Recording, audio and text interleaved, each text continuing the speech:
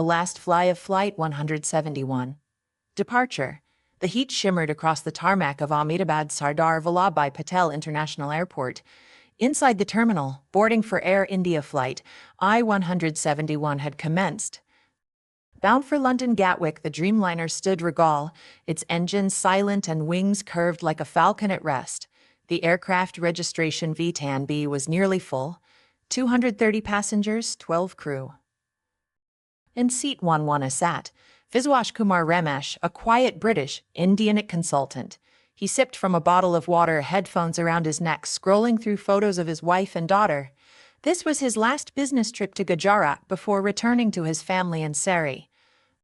In the cockpit, Captain Sumit Sabharwal, a calm, experienced pilot with over 8,200 flight hours, conducted final checks alongside First Officer Clive Kunder.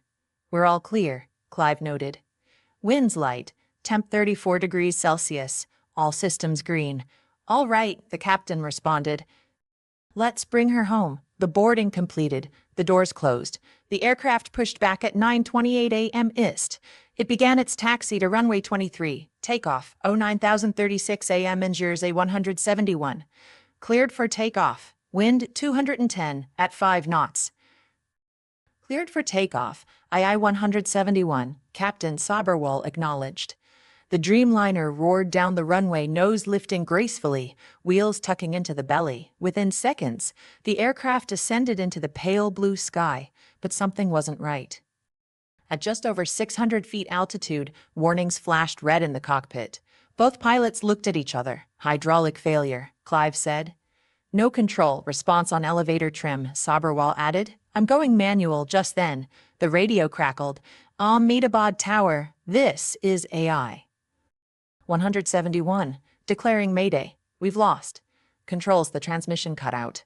Seconds later, the aircraft banked slightly left, then right. The nose pitched down. The pilots fought to regain control, but the 787 was unresponsive. A final attempt to pull up failed. At 9:37 am, just 1 minute and 10 seconds after takeoff, AirIndia Flight 171 slammed into the eastern block of B.J. Medical College's residential hostel. Directly in Meghani Nagar, the fuel tanks ignited instantly. Firestorm. The crash site exploded into chaos. Medical students asleep in their rooms were incinerated before they could comprehend what was happening. Residents of the quarters fled in panic as the burning fuselage gouged through walls and corridors. Tail section, Veden balding, embedding itself like a monstrous blade. The wings ripped open on impact, releasing thousands of gallons of fuel.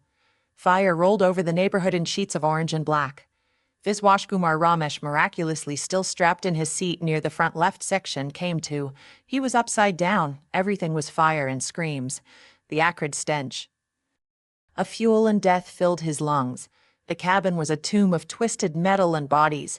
Sparks crackled above him. Dazed, he kicked out the window beside him. It had shattered.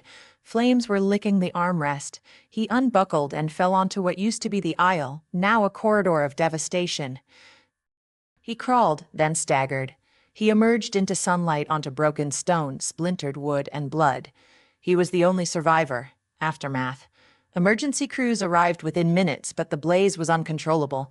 By the time they fought their way into the remains, 241 on board were gone.